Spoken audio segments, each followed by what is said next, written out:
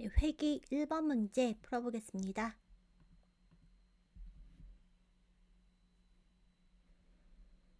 샘플 문항 풀기. 네, 시험 환경 구성 중입니다. 문제 다 푸신 다음에는 종료 버튼까지 눌러서 시험을 마쳐주세요.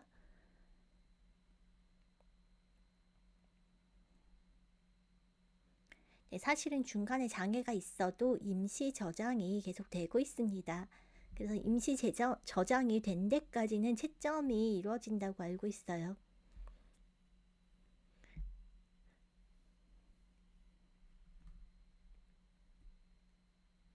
네, 임시 저장은 자동으로 되는 것입니다. 네, 문제가 떴습니다. 네, 데이터는 가져올 필요가 없다라고 나오고, 저는 데이터 로딩하는 동안 문제 한번 읽어볼게요. 네, 이 문제는 고객별 다음 달 납부 예정 금액을 예측하는 모델입니다.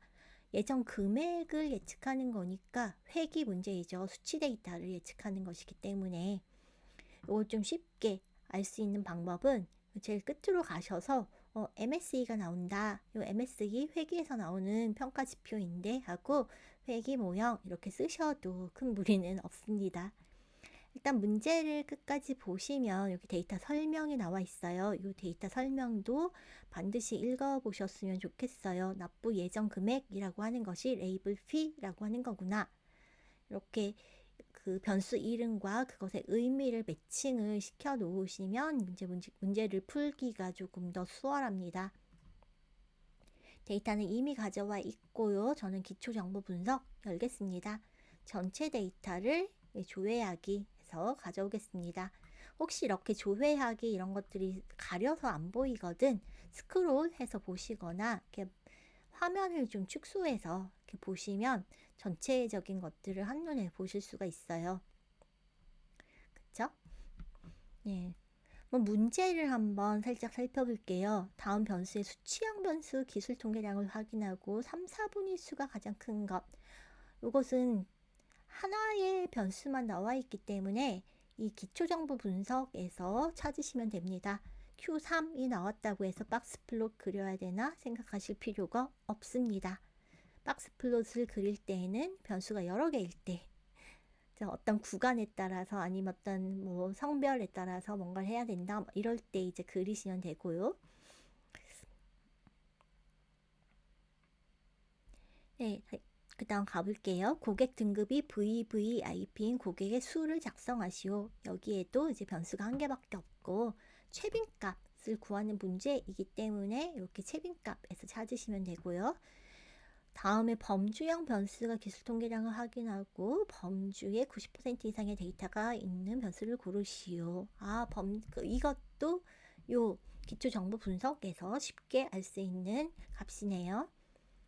그 다음에 고객 등급별 납부 예정 금액의 변수가 2개 이상 나오고 Q1이 나왔어요. 이것은 박스 플롯 그리셔야 돼요. 다음은 최빈값으로 결측치를 대체하세요. 데이터 가공하셔야 되죠.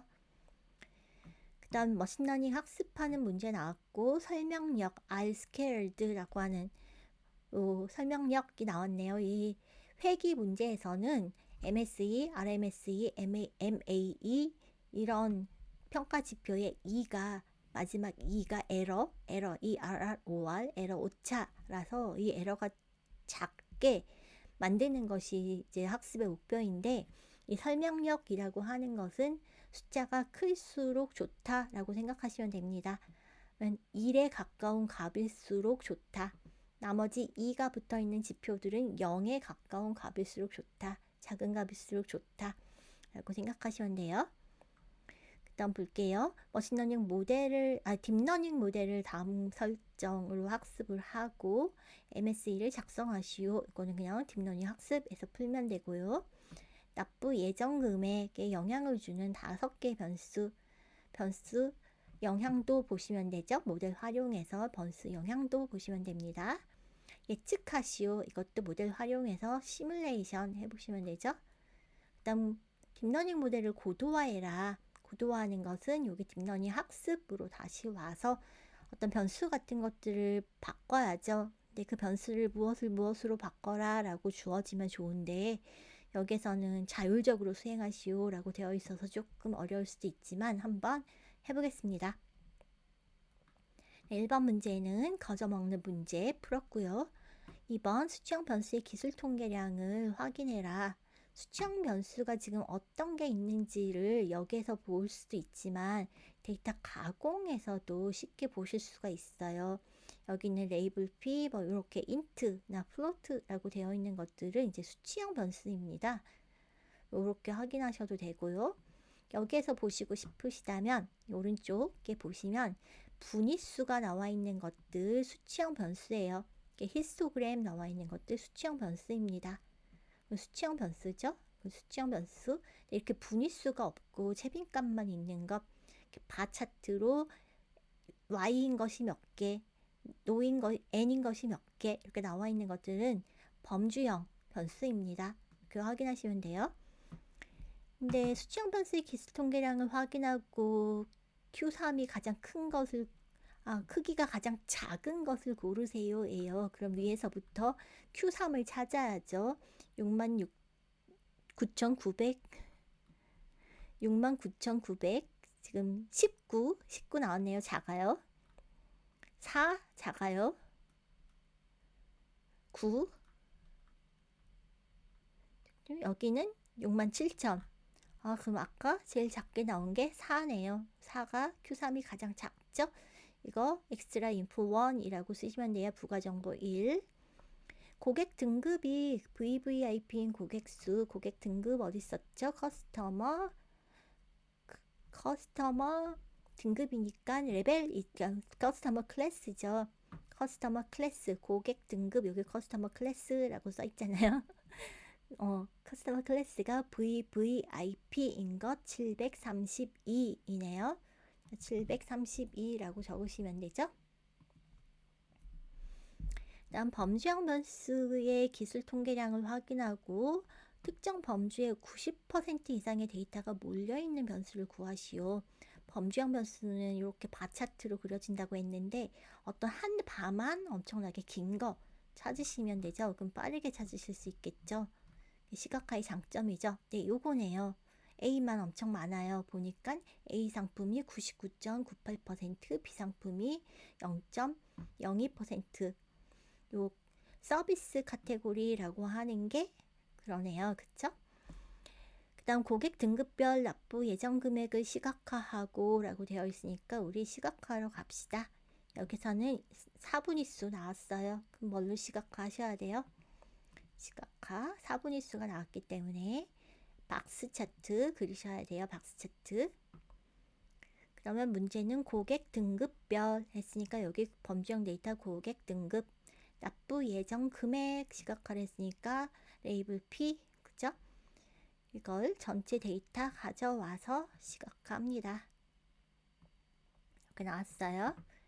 이 중에 1/4분위수 Q1 값이 가장 낮은 것 1/4분위수는 요 상자에서 밑에 있는 경계예요. 요 상자의 바닥 값이 가장 밑에 있는 것. 요 값이 18K이고 요 값도 18K네요. 나머지는 다 더 위에 있죠. 여기에서는 값 없음은 없으니까 요 일반 18K 요게 가장 낮은 거죠. 종속 변수를 제외한 모든 변수에 대해서 결측치가 있는 경우 결측치를 대체하세요 라고 되어 있네요. 데이터 가공으로 가셔야 되죠. 종속 변수는 제외하라고 했으니까 보지 않아도 되는데 어차피 결측치가 없네요. 그러면 한 개씩 보셔야죠. 이거 결측치가 없네요. 결측치가 없네요. 여기 결측치가 있어요. 오브젝트 범주형 변수니까 최빈값 most frequent가 최빈값이죠. 보기 적용 해서 결측치 채웠고요. 그 다음에 이것도 결측치 없고 여기 결측치가 없고 네, 여기에도 결측치가 없어요. 결측치가 있는 것은 인스톨먼트라고 하는 것 한 개밖에 없네요.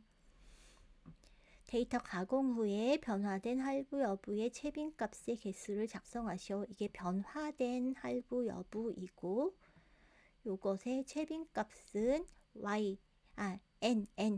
n이 더 많죠? 그리고 4611개 있어요. 4611이라고 쓰시면 되죠, 답을. 다음 수행 후에 가공 데이터 저장을 클릭해서 데이터를 저장하래요. 클릭했습니다. 시험 중간중간 이렇게 임시 저장이 되고 혹시 장애가 있더라도 임시 저장이 된 곳까지는 채점이 된다고 해요. 그러니까 쉬운 문제 빨리빨리 답을 채워주세요. 7번 볼게요. 3개의 머신러닝 모델을 다음과 같은 설정으로 학습하고 설명력이 평균적으로 높은 것을 택해라. 머신러닝 학습하러 갑시다.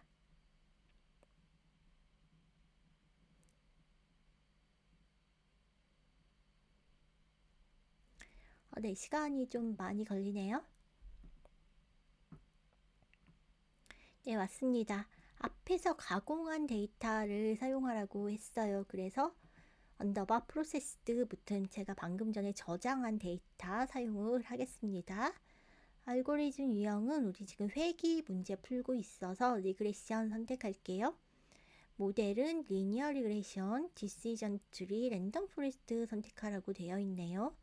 종속 변수 레이블 P를 아웃풋 칼럼으로 옮기고요. 4번 정답 칼럼은 제외 칼럼으로 지정하라 했는데 4번에 가봤더니 정답이 뭐냐면 서비스 구분을 제외하라고 되어 있네요. 서비스 구분은 제외해라. 그리고 결축치 처리에 사용한 변환하기 전의 변수 인스톨먼트라고 되어 있는 거 요거 결축치가 없는 것, 결축치가 있는 것은 제외하라 이 말인 거죠.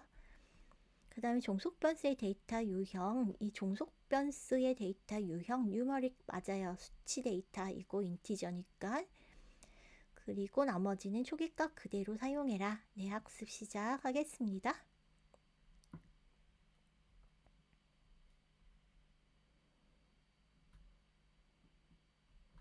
문제가 뭐였냐면 설명력 R2, R2라고 하는 것이 가장 높은 것을 선택하는 거예요. 여기에서 보시면 요 값이 가장 높은 것, 지금 제일 위에 있는 랜덤 포레스트가 요 값이 가장 크네요. 그쵸? 그러니까 여기에서는 랜덤 포레스트라고 쓰시면 되죠.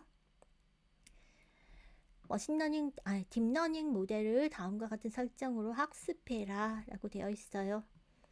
보죠. 딥러닝 모델 학습. 네. 이 가공된 데이터 사용할 거고 종속 변수를 아웃풋 칼럼으로 옮겼고요. 4번 문제 제외 칼럼 이거 서비스 카테고리 제외하고 결축치 처리에 사용된 것 제외하고 그죠? 그 다음에 범주형 변수들 여기 보니까 3개가 있네요. 이것들은 스팔스로 변경하고 모두 변경하셔야 돼요. 그 다음에 종속 변수의 데이터 유형은 뉴머릭 맞죠? 그리고 활성 함수는 렐루, 레이어 수는 1개, 레이어 크기는 128, 드롭 아웃은 0, 에포크는 20, 그 다음에 배치 사이즈는 64. 그 외에는 초기 설정을 해라. 저는 학습 시작하겠습니다. 네, 지금 학습을 하고 있고요. 에포크가 20이니까 전체 데이터를 학습에 20번 사용할 건데 64개씩 쪼개서 사용하겠다는 뜻이에요. 네, 학습을 마쳤네요. 에포크 1, 에포크 2 이런 식으로 해서 에포크 20까지 갔겠죠. 마지막 에포크 20까지 갔고 이 중에서 모델이 가장 훌륭했을 때가 16번째 학습했을 때 성능이 가장 좋았대요. 그 다음 학습을 17번째, 18번째 이렇게 하면서 요 16번째 보다는 좀 안 좋아진 거죠. 그리고 여기 레이블 P라고 되어 있는 이 밑에 MAE, MSE, R2 값이 들어있어요. 문제가 뭐였냐면 MSE를 작성하시오 라고 되어 있고 MSE는 0.4661이에요. 소수점 넷째 자리에서 넷째 자리까지 쓰고 반올림 하랬으니까 0.4661 그대로 쓰시면 되죠. 0.4661. 그리고 이 모델은 저장하라고 했어요. 여기 모델 저장 눌러서 요 이름으로 저장을 하겠습니다. 이름을 기억해 주세요. 네, 여기까지 풀었고요. 9번은 상위 변수 가셔야죠. AI 모델 활용해서 요 데이터를 가지고 전처리가 된 데이터를 가지고 우리가 모델을 학습시켰고 마지막으로 제가 저장한 건 요거예요. 요 ML이 붙어 있는 것은 머신러닝 모델이에요. 즉 클릭하고 얘가 한 박자 늦어서 이렇게 좀 자꾸 모델이 저장되어 있지 않습니다. 뜨는데 요거 데이터셋하고 모델 잘 선택했습니다. 변수 영향도 확인 클릭하시면 여기에 상위 5개의 변수들이 나오죠. previous b라고 하는 것이 가장 큰 영향을 미쳤어요. 이게 문제가 이렇게 상위 5개 변수에 해당하지 않는 것 고르시오 나올 수도 있고 상위 5개에 해당하는 것 고르시오 나올 수도 있고 가장 많이 영향을 준 것 고르시오 이렇게 나올 수도 있겠죠. 가장 많이 영향을 준 건 요거겠죠. 일단은 요값 있고 고객 등급 있고 자녀 약정 개월 수도 있고 마지막에 할부 여부라고 하는 것은 없네요. 자, 요거 선택하시면 되죠. 그 다음 문제는 시뮬레이션이에요. 여기에서 모델 데이터하고 모델 이거 잘 선택이 되어 있는 상태에서 그냥 시뮬레이션 누르시면 이때 사실 데이터는 우리가 입력을 해줄 거기 때문에 이 모델만 잘 선택을 하시면 됩니다. 요 각각의 변수값과 값이 매칭이 되는지 확인하면서 입력을 해주세요. 인포는 0, 0, 그 다음 클래스는 골드, 그 다음에 레벨은 A, previous P는 48500, 그 다음 얘는 Y. 네, 여기까지 똑같이 입력이 다 되었나 확인을 하고 결과를 보니까 51,668.27 반올림에서 정수니까 51,668이라고 쓰시면 되겠죠? 네, 여기까지 왔습니다. 이제 마지막 한 문제 남았어요. 딥러닝 모델을 고도화해라. 다시 이제 돌아가야죠. 딥러닝 학습으로 돌아온 뒤에 요 값들은 아까 이 8번 문제에서 설정했던 거랑 똑같이 다 설정을 하셔야 돼요. 그쵸? 여기서 결측치 처리한 거 하고 서비스 카테고리 2개 제외 칼럼으로 넣어라. 이 범주형 데이터는 인코딩을 스팔스하게 해라. 그죠? 이런 것들 그대로 똑같이 하셔야 돼요. 그리고 요 아웃풋 칼럼에 대해서는 뉴머리컬의 리그레서인 거 확인하고 활성함수 렐루였고 아까 그죠? 그리고 레이어 수는 1개였고 레이어 크기가 128이었고 드롭아웃 0, 그 다음에 F그 20, 64 나머지는 똑같이 이런 값이었어요. 근데 문제는 뭐냐면 이제 이때의 이 MSE 값이 얼마 나왔냐면 0.4661 나왔어요. 그러면 우리는 모델을 개선하라고 했어요. MS를 개선하라는 얘기는 0.4661보다 적게 작은 숫자가 나와야 된다는 뜻이에요. 그쵸? 이거보다 작은 숫자 나오게 자율적으로 수행하래요. 제가 추천해 드리는 것은 여기서 F수를 좀 늘려보는 거예요. 40번.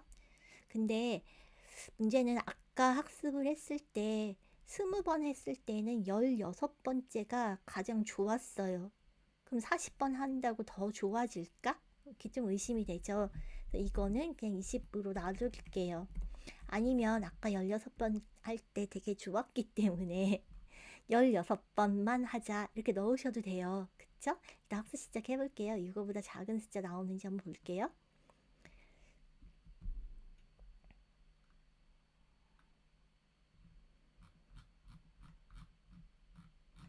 네, 가장 마지막까지 가서 보면 MSE가 0.4661 똑같네요.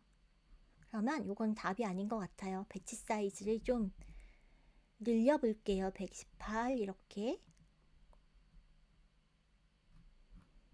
이렇게 한 번에 여러 개를 막 바꿔서 하지 마시고 한 번에 한 가지씩 바꾸시고 결과가 더 좋아지는지 보시면 돼요. 이거는 오히려 늘어났네요. 그러면 더 줄이면 어떻게 되나 확인해 보실 수 있죠. 아까 64에서 2배를 했더니 오히려 MSE가 더 커져서 이번엔 반으로 줄여봤어요. 배치 사이즈를.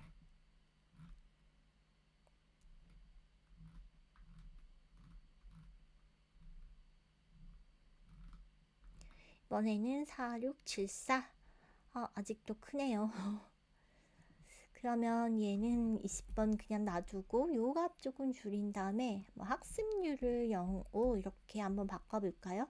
반으로 줄였어요. 여기에서 여러분이 시간을 좀 많이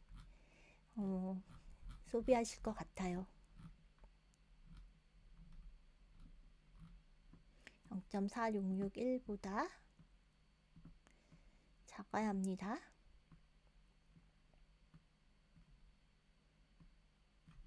0.4671.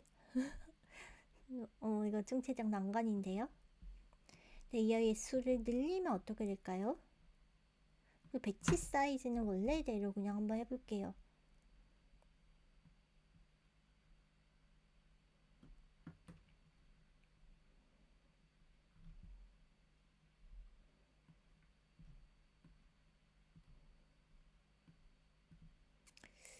근데 아마 이렇게 무턱대고 4670 이것도 좋아지지 않네요. 이번에는 여기 변수들 중에 좀 뭔가 도움이 안 될 것 같은 변수들이 있으면 제외하는 그런 방법도 있어요. 근데 어떤 게 도움이 안 될까 하는 것은 여러분이 앞에서 좀 다시 데이터 탐색에 들어가서 확인을 하셔야 되기 때문에 이렇게 쉬운 문제는 아니에요. 드롭 아웃을 좀 넣어 볼까요?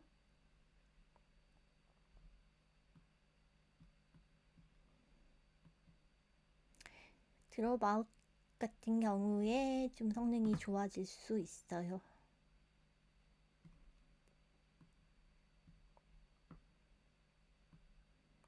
네, 여기서 대부분의 시간을 쓰는군요.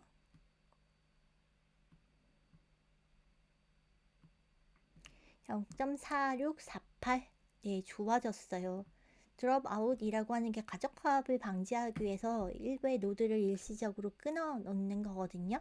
근데 어쨌든 이번에 좋아졌기 때문에 이 값을 그냥 쓰시면 됩니다.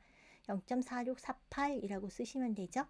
반올림 하라고 했으니까 4648 여기까지 쓰시고 답안 제출하시면 돼요. 동의합니다. 제출하기. 네, 종료까지 누르시면 이제 끝입니다. 네, 고생하셨습니다.